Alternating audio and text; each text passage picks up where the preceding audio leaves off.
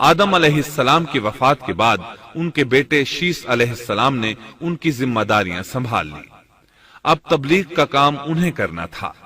ادھر قابیل جو نرم زمین میں جا آباد ہوا تھا، اس کی اولاد نے فتنہ و فساد اور سرکشی کی زندگی اختیار کی۔ انہوں نے قتل و غارت گری کا بازار گرم کر دیا۔ یہ لوگ آدم علیہ السلام کی قوم کے پاس سے گزرتے تو وہاں بھی فساد مچاتے۔ ابن عباس رضی اللہ عنہما سورۃ الاحزاب آیت 33 کی تفسیر کرتے ہوئے فرماتے ہیں، پرانے زمانے کی جاہلیت کی طرح اپنے بناؤ کا اظہار نہ کیا کرو۔ اس وقت دو نسلیں آباد تھیں، ایک پہاڑ پر اور دوسری نرم زمین پر۔ پہاڑوں کے مرد خوش شکل تھے، عورتیں سیاہ فام تھیں، جبکہ زمین والوں کی عورتیں خوبصورت تھیں اور مردوں کے رنگ سانولے تھے۔ اب ابلیس نے اپنا کام شروع کیا۔ وہ انسانی شکل میں نرم زمین والوں کے پاس آیا اور ایک شخص کا غلام بن کر رہنے لگا۔ پھر اس نے بانسری شکل کی ایک چیز ایجاد کی اور اس کو بجانے لگا۔ لوگ اس آواز پر لٹو ہو گئے، اس کے گرد بھیڑ لگا کر سننے لگے۔ پھر ایک دن میلے کا مقرر ہو گیا، اس میں ہزارہا مرد اور عورتیں جمع ہونے لگے۔ اتفاق سے وہاں ایک دن ایک پہاڑی آدمی بھی آ گیا۔ اس نے میدانی عورتوں کے حسن و جمال کو دیکھا۔ اس نے اپنے قبیلے والوں سے ان کے حسن و جمال کا ذکر کیا۔ اب وہاں کے لوگ کثرت سے میدانی علاقے میں آنے لگے۔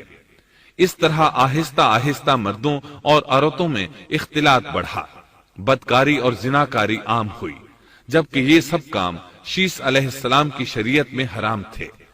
یہ سب بیان کرنے کے بعد ابن عباس رضی اللہ عنہما کہتے ہیں، اللہ تعالیٰ کے قول وَلَا تَبَرَّجْنَ تَبَرُّجَ الْجَاهِلِيَّةِ الْأُولَى کی یہی تفسیر ہے، اور قدیم جاہلیت سے یہی مراد ہے، کیونکہ ان لوگوں نے زمین میں ایک عظیم فساد اور انتشار برپا کر رکھا تھا۔ شیس علیہ السلام اپنی قوم کے لوگوں کو سمجھاتے رہے کہ وہ ان شریر اور فسادی لوگوں کے ساتھ میل جول نہ رکھیں، لیکن شیطان مسلسل انہیں ورغلاتا رہا، یہاں تک کہ شیس علیہ السلام کے ساتھ بہت تھوڑے لوگ رہ گئے اور قابیل کی قوم میں بہت اضافہ ہو گیا۔ لوگ یوں ہی زندگی بسر کرتے رہے، یہاں تک کہ اللہ تعالیٰ نے ان میں ادریس علیہ السلام کو مبعوث فرمایا۔ اس بار ہم آپ کے لیے پیش کر رہے ہیں قصص الانبیاء۔ انسان کی فطرت میں کہانی یا قصص سے دلچسپی روز اول ہی سے پائی جاتی ہے۔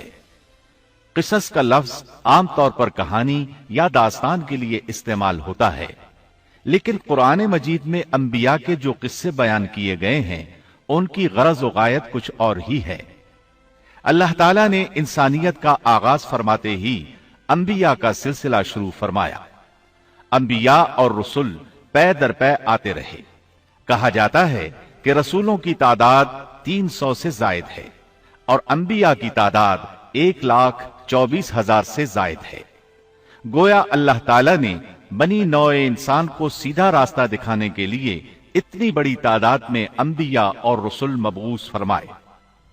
قرآن کریم کے بیان کردہ قصص حقیقت پر مبنی ہیں، اس لیے دوسرے تمام قصص اور واقعات سے امتیازی حیثیت رکھتے ہیں۔ ان کا تعلق خیالات اور ذہنوں سے گھڑی ہوئی باتوں سے نہیں، بلکہ وہ زمین پر واقع ہو چکے۔ انسانوں نے اپنی زندگی کے مختلف ادوار میں ان کا مشاہدہ کیا، اور پھر یہ واقعات اس لحاظ سے بھی منفرد ہیں کہ عبرت کا باعث ہیں۔ قرآن کریم کے یہ قصص لطف اندوز ہونے کے لیے ہرگز نہیں سنائے گئے، بلکہ ان سے تو بنی نوع انسان کو سیدھا راستہ دکھانا مقصود ہے۔ یہ مقصد تھا کہ انسانیت عبرت پکڑے، روز جزا کے بارے میں آنکھیں کھول لے، ان واقعات کو سن کر اور پڑھ کر اپنا راستہ منتخب کر لے۔ گزشتہ انبیاء کی امتیں جو بھیانک جرائم کرتی رہی ہیں ان سے اپنا دامن بچا لے۔ اسی لیے انبیاء کے حالات سے واقفیت از حد ضروری ہے۔ جب تک ہم انبیاء کے واقعات سے روشناس نہیں ہو جاتے اس وقت تک قرآن مجید تک مکمل رسائی حاصل نہیں کر سکتے۔ کتنی بار سیدنا آدم علیہ السلام کا قصہ بیان ہوا، کتنی مرتبہ نوح علیہ السلام کا تذکرہ ہوا، اسی طرح موسیٰ علیہ السلام اور بنی اسرائیل کا ذکر آیا، فرعون کا واقعہ بیان ہوا۔ موسیٰ علیہ السلام اور فرعون کا ذکر تو قریب قریب 70 مقامات پر آیا ہے اور مسلسل قصہ بیان ہوتا رہتا ہے۔ کتنی سورتوں کا نام انبیاء کے ناموں سے منسوب ہے، لہذا جو شخص ان قصص سے لا علم ہے وہ قرآن کے ایک بڑے حصے سے محروم ہے۔ ان واقعات سے رہنمائی حاصل کرنے سے ایک مقصد یہ بھی ہے کہ دعوت اللہ کا راستہ معلوم ہو جائے، لوگوں کو اللہ کی طرف بلانے کا ڈھنگ ہمیں آ جائے۔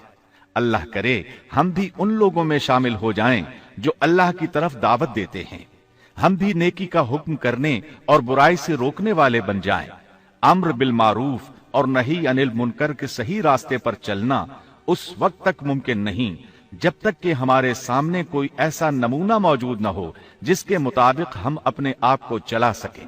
اور صاف ظاہر ہے سب سے عظیم اور بے مثال نمونہ نبی اکرم صلی اللہ علیہ وسلم کی مبارک شخصیت ہے، جیسا کہ اللہ تعالیٰ فرماتے ہیں یقیناً تمہارے لیے رسول اللہ کی زندگی بہترین نمونہ ہے۔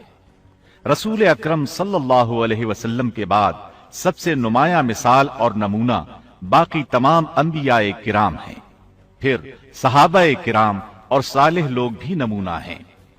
انبیاء کرام کے واقعات قرآن کریم کے ذریعے ہم تک پہنچے ہیں، اسی طرح نبی کریم صلی اللہ علیہ وسلم کی سیرت مبارکہ اور آپ کی احادیث مبارکہ سے بھی ہمیں ان کے حالات اور واقعات معلوم ہوئے۔ Thanks for watching. Don't forget to like, comment, share and subscribe to